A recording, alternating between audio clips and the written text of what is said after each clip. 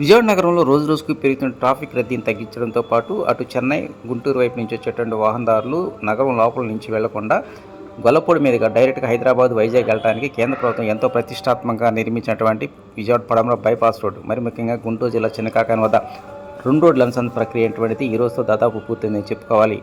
ప్రస్తుతానికి ఇప్పటికే అటు గుంటూరు నుంచి హైదరాబాదు, అదేవిధంగా హైదరాబాద్ నుంచి గుంటూరు వైపు వచ్చేటువంటి వాహనాలకు ఇప్పటికే అనుమతి ఇచ్చినటువంటి హైవే అధికారులు. అయితే ఈరోజు మాత్రం ఓ కీలకమైనటువంటి నిర్ణయం తీసుకున్నారు.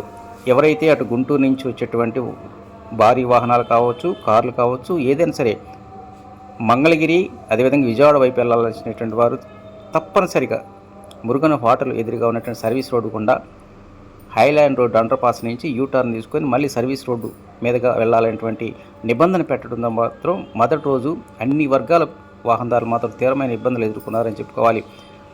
ఈరోజు ఉదయం హైవే అధికారులు ఈ రూట్ క్లియరెన్స్ సంబంధించినటువంటి నిబంధనలు పెట్టారు. మధ్యాహ్నం వరకు బాగానే ఉంది, కానీ సాయంత్రం సమయంలో మాత్రం ఒక్కసారిగా అటు స్కూల్ విద్యార్థి బస్సులు, అదేవిధంగా ప్రైవేటు వాహనాలు అన్నీ ఒక్కసారి రావడంతోనే మురుగన్ హోటల్ ఎదురుగా ఉన్న సర్వీస్ రోడ్లో మాత్రం ట్రాఫిక్ జామ్ అయింది.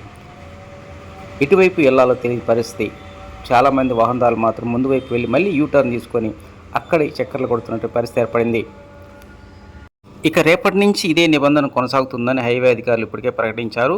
అంటే ఏదైతే కొత్త బైపాస్ రోడ్ నిర్మాణం అనేటువంటిది కేవలం హైవే మీద, అంటే హైదరాబాద్ నుంచి గుంటూరు రావాలన్నా, అదేవిధంగా గుంటూరు నుంచి హైదరాబాద్ వెళ్ళాలనుకున్నటువంటి భారీ వాహనాలు కావచ్చు, కార్లు కావచ్చు, డైరెక్ట్గా హైవే మీదకి వెళ్ళడానికి మాత్రం ఎలాంటి ఇబ్బంది ఉండదు. కానీ ఎవరైతే అటు విజయవాడ సిటీ లోపలికి వెళ్ళాలన్నా, మంగళగిరి లోపలికి వెళ్ళాలంటే తప్పనిసరిగా ఈ సర్వీస్ రోడ్డు గుండా మాత్రమే హైలాండ్ అండర్ పాస్ నుంచి బయటకు వెళ్లాల్సిన పరిస్థితి ఏర్పడుతుంది. ఒక విధంగా చెప్పాలంటే ఏదైతే విజయవాడ పడమర బైపాస్ రోడ్డుకి పడమర వైపు నుంచి వచ్చినటువంటి వారు తూర్పు వైపు వరకు యూటర్న్ తీసుకొని మళ్ళీ ఉత్తరం వైపు ఉన్నటువంటి హైవే మీదకి వెళ్లాల్సిన పరిస్థితి. ఇది కొంతవరకు కన్ఫ్యూజ్గా ఉందని చెప్పుకోవాలి. గుంటూరు వైపు నుంచి వచ్చేటువంటి వాహనదారులకు సర్వీస్ రోడ్డు గుండా వెళ్ళాలంటే నిబంధనలో కొంత కన్ఫ్యూజ్ ఉన్నప్పటికీ ఇక తూర్పు వైపు ఉన్నటువంటి పాత సర్వీస్ రోడ్డు ఏదైతే అటు మంగళగిరి వైపు నుంచి విజయవాడ వైపు నుంచి వచ్చేటువంటి ద్విచక్ర వాహనదారులు కావచ్చు, కారు, అదేవిధంగా భారీ వాహనాలకు సంబంధించినటువంటి ఎవరైనా సరే సర్వీస్ రోడ్లో మాత్రం గతంలో ఏ విధంగా అయితే రాకపోకలు కొనసాగించారో అదేవిధంగా రాకపోకలు కొనసాగించడానికి మాత్రం ఎలాంటి ఇబ్బంది లేకుండా చేసినటువంటి హైవే అధికారులు.